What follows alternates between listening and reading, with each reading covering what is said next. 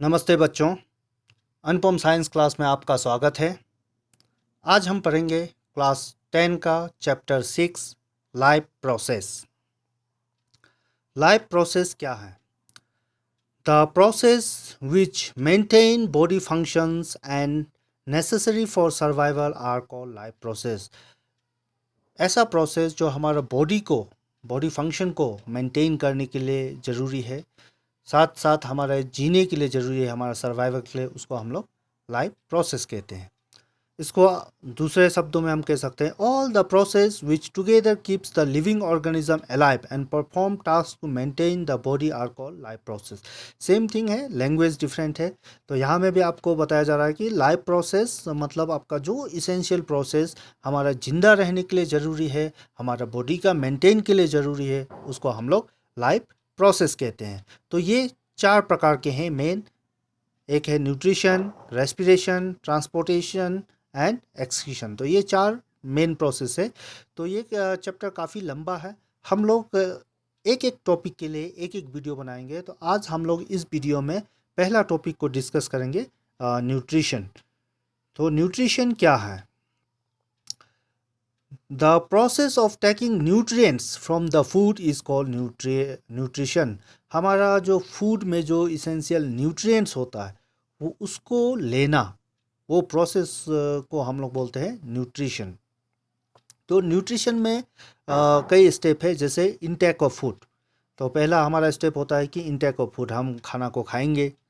Second, absorption, digestion of food, आपका food का digestion होगा। इसके बाद आपका होता है एब्जॉर्प्शन ऑफ फूड, फूड का फिर हमारा बॉडी एब्जॉर्ब करेगा। इसके बाद होता है एसिमिलेशन ऑफ द फूड, तो फूड हमारा बॉडी का पार्ट बन जाता है। तो ये पूरा प्रोसेस जो है हम लोग का न्यूट्रिशन के अंदर आता है। न्यूट्रिशन और न्यूट्रिएंट्स में अंतर है। न्यूट्रिशन क्या है? एक प्रोसेस है, हमारा खाना खाना, उस खाना का डाइजेशन होना, इसके बाद हमारा बॉडी द्वारा उसका एब्जॉर्ब करना, और फिर वो जो एब्जॉर्ब फूड है वो हमारा बॉडी में एसिमिलेट हो जाना, अपना बॉडी का एक पार्ट बन जाना, उसको हम लोग बोलते हैं न्यूट्रिशन। वेरएस न्यूट्रिएंट्स मतलब क्या है? These are the essential component of the food. हमारा इसेंशियल कंपोनेंट्स जो फूड के अंदर में होता है, जैसे carbohydrate, fat, proteins, water, vitamins, minerals, ये सब को हम लोग बोलते हैं न्यूट्रिएंट्स। तो न्यूट्रिएंट आपका इसेंशियल कंपोनेंट है, वेरएस न्यूट्रिशन एक प्रोसेस है। हमारा पूरा मतलब आपका खाना को खाने से लेकर उस खाना का हमारा बॉडी में कैसे एसिमिलेट हो जाता है, पार्ट बन जाता है, वो पूरा इंटायर प्रोसेस को हम लोग बोलते हैं न्यूट्रिशन। न्यूट्रिशन हम लोग किस किस तरह से करते हैं, क्या क्या तरीका है, उसको अभी हम लोग देखेंगे। मोड ऑफ न्यूट्रिशन, तो ये 2 किस्म का है। एक है ऑटोट्रॉपिक न्यूट्रिशन, दूसरा है हेटरोट्रॉपिक न्यूट्रिशन।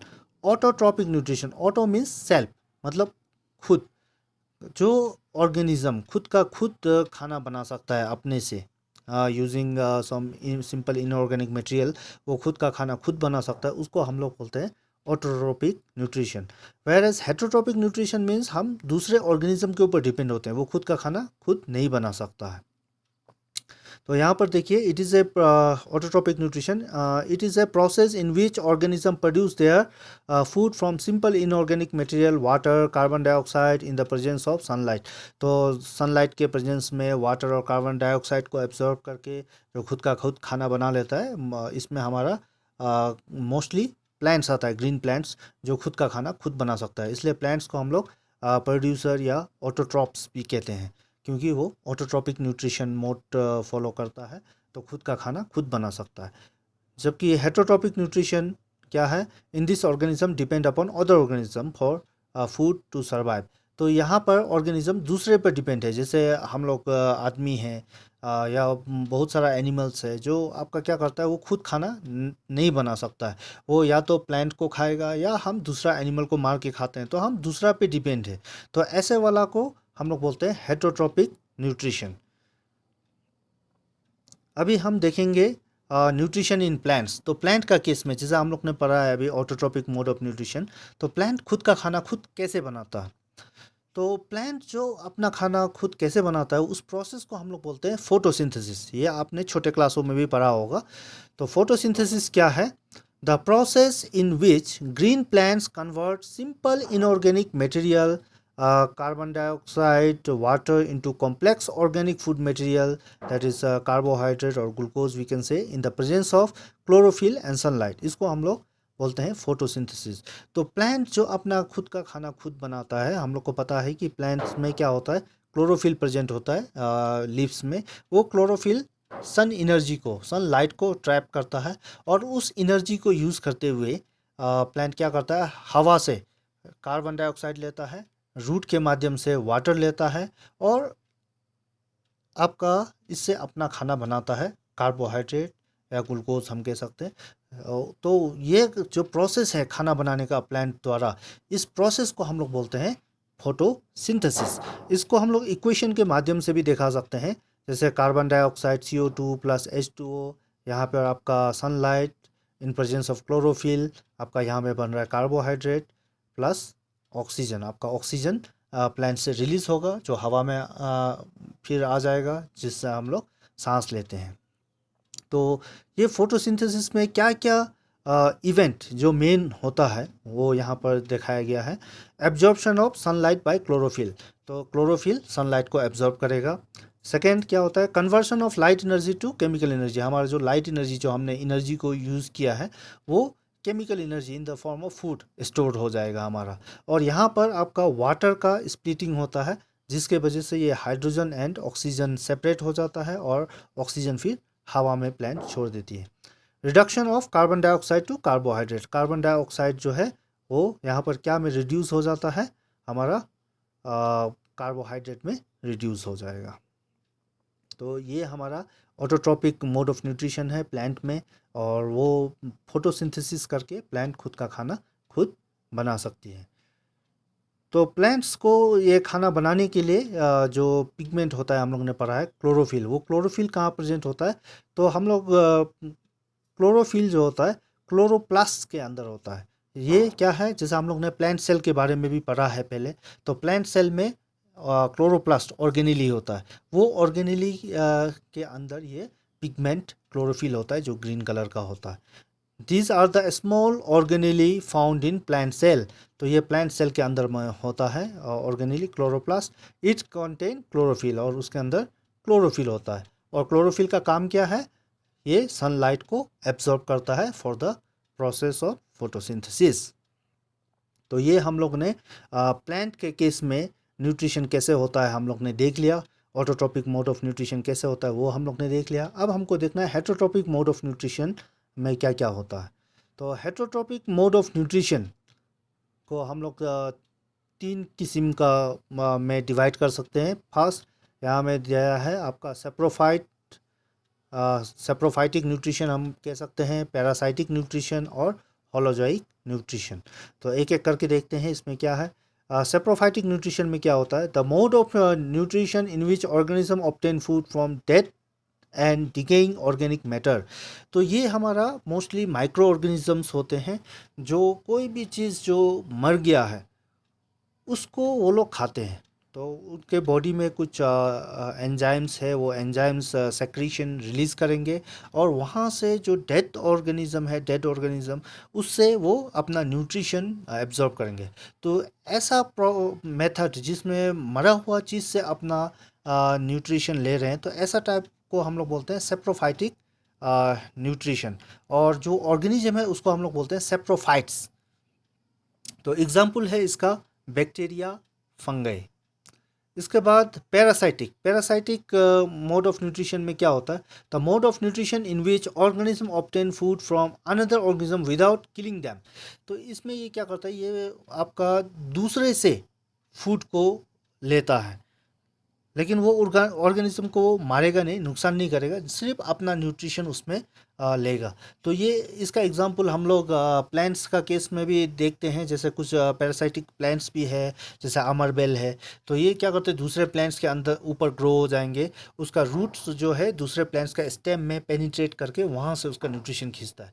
ऐसे ही हम देख सकते हैं हमारा मॉस्किटो भी हमारा ब्लड को सक करके जिंदा रहता है। टेप वर्म है, वो हमारे पेट के अंदर में जिंदा रहता है।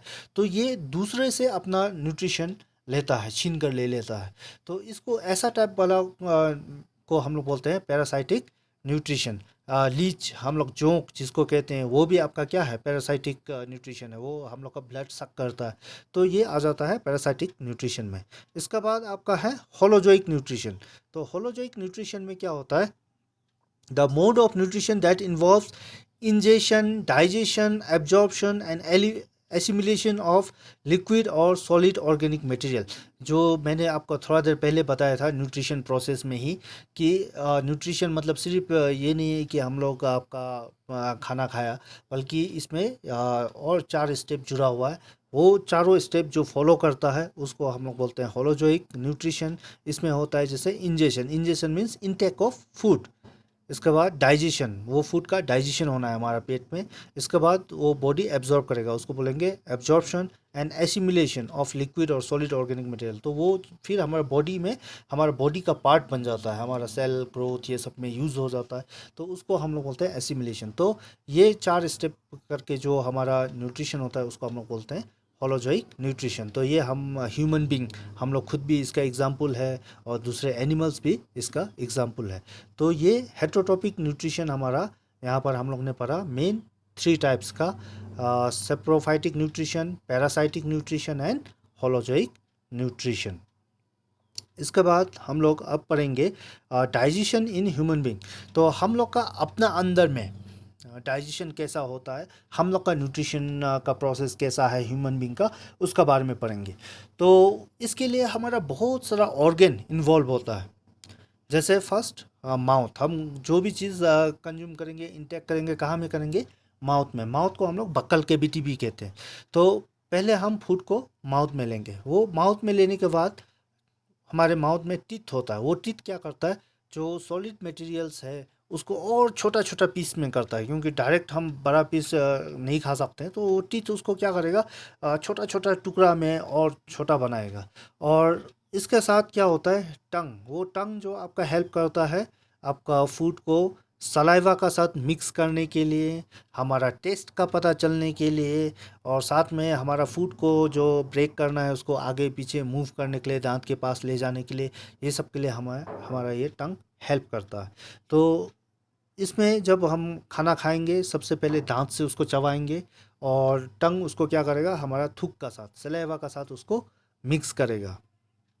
तो सलाइवा के साथ मिक्स करने से हमारा क्या होता है, एक तो जो अगर फूड ज़्यादा गर्म है तो उसका टेम्परेचर थोड़ा नॉर्मल हो जाता है। दूसरा, ये सलाइवा में हमारा एक एंजाइम होता है जिसको हम लोग सलाइवरी एमेलेस बोलते हैं। तो ये हमारा क्या करता है, जो हम लोग कार्बोहाइड्रेट या शुगर स्टार्च जो भी हमने कंज्यूम किया है उसका ब्रेक डाउन जो हमारा मुख में ही शुरू हो जाता है, डाइजेशन प्रोसेस मुख में ही शुरू हो जाता है। तो इतना फंक्शन होता है हमारे माउथ के अंदर में। इसके बाद हमारा टंग का माध्यम से, टंग उसको क्या करेगा, हमारा फूड को फिर अंदर के तरफ धकेलेगा, फिर हम लोग उस फूड को स्वैलो करेंगे, आपको अंदर ले जाएंगे। तो इसके बाद वो फूड कहाँ आएगा, फूड हमारा ओसोफेगस पाइप के थ्रू हमारे स्टोमक में जाएगा। तो ओसोफेगस, ओसोफेगस क्या है, यहाँ में आपको साइड में डायग्राम भी दिखाया हुआ है। ये देखिए आपका ये माउथ है, माउथ में आप फूड खाएंगे, यहाँ पे दांत उसको छोटा छोटा टुकड़े में चेंज करेगा, और वो सलाइवा के साथ मिक्स होगा। इसके बाद वो फूड को अंदर धक्का देगा टंग के माध्यम से। तो इसके बाद वो ये ओसोफेगस, ये पाइप जो स्टोमक से जुड़ा हुआ है, ये पाइप के थ्रू हमारा खाना जो स्टोमक में आएगा। तो ये खाना का जो मूवमेंट होता है वो एक रिदमिक मोमेंट के साथ फूड जो हमारा ओसोफेगस में ट्रेवल होता है, उस मोमेंट को हम लोग बोलते हैं पेरिस्टैल्टिक मोमेंट कहते हैं। Taking of food from mouth to stomach by peristaltic moment. तो वो पेरिस्टैल्टिक मोमेंट का साथ हमारा मसल कॉन्ट्रैक्ट होता है, तो कॉन्ट्रैक्ट होगा, एक्सपेंड होगा, ऐसा करके एक पेरिस्टैल्टिक मोमेंट का साथ में वो फूड जो हमारा स्टोमक तक पहुंचेगा। तो इसके बाद हमारा खाना जो पहुंच जाएगा स्टोमक में। Stomach is large organ, it's expand when food enters it. तो स्टोमक एक हमारा थैला का जैसे है, बड़ा थैला का जैसे, और इसमें जब खाना जाता है ये और एक्सपेंड हो सकता है, तो एक्सपेंड भी होता है। इसके बाद ये जो हमारा स्टोमक है, ये इसमें आपका क्या होता है, gastric juice by gastric gland release होता है। तो गैस्ट्रिक जूस से ही हमारा फूड जो मिक्स होगा। और ये कैसा होता है, एसिडिक इन नेचर, आपका एसिडिक होता है। तो यहाँ पर HCl रिलीज़ होता है, पेप्सिन एंड म्यूकस हमारा रिलीज़ होगा। तो ये हमारा फूड का साथ जो हम लोग ने दांत से चबा कर जो थूक के साथ मिक्स करके जो फूड अंदर किया है वो उसके साथ मिक्सअप होगा। तो यहाँ में HCl क्या करता है, हमारा एसिडिक मीडियम बना देता है, क्योंकि ये पेप्सिन जो एसिडिक मीडियम में ही काम करता है। तो यहाँ पर हमारा ये पेप्सिन जो प्रोटीन डाइजेशन में हेल्प करता है। हम लोग ने पढ़ा कि कार्बोहाइड्रेट जो डाइजेशन हमारा मुख में ही शुरू हो जाता है, लेकिन प्रोटीन का डाइजेशन हमारा कहाँ में शुरू होगा, स्टोमक में। तो ये पेप्सिन एंजाइम के वजह से होता है। और दूसरा म्यूकस का क्या काम है, म्यूकस हमारा जो अभी हम लोग ने जब जैसे पढ़ा, ये स्टोमक में हमारा हाइड्रोक्लोरिक एसिड रिलीज हो रहा है गैस्ट्रिक जूस में। तो ये हाइड्रोक्लोरिक एसिड से हमारा पेट का जो अंदर का पार्ट है उसको ये प्रोटेक्ट करता है। तो म्यूकस का काम है प्रोटेक्शन का। और ये एसिडिक मीडियम, ये HCl की वजह से हमारा फूड का साथ अगर कुछ हार्मफुल बैक्टीरिया वगैरह हमारा पेट में चला गया है तो वो क्या होगा, उधर में ही मर जाएगा। तो ये फंक्शन होता है हमारा स्टोमक में। तो स्टोमक में फूड हमारा प्रोटीन का डाइजेशन शुरू हो जाता है, कार्बोहाइड्रेट का मुख में ही शुरू हो गया, प्रोटीन का डाइजेशन हमारा बिगिन हो जाता है स्टोमक में। इसके बाद फूड हमारा इंटर करेगा स्मॉल इंटेस्टाइन में। तो स्टोमक से फिर ये स्मॉल इंटेस्टाइन है। स्मॉल इंटेस्टाइन यहाँ आप डायग्राम में देख सकते हैं। स्टोमक के बाद ये देखिए एकदम हाईली क्वाइल्ड ट्यूब का जैसा स्ट्रक्चर है ये।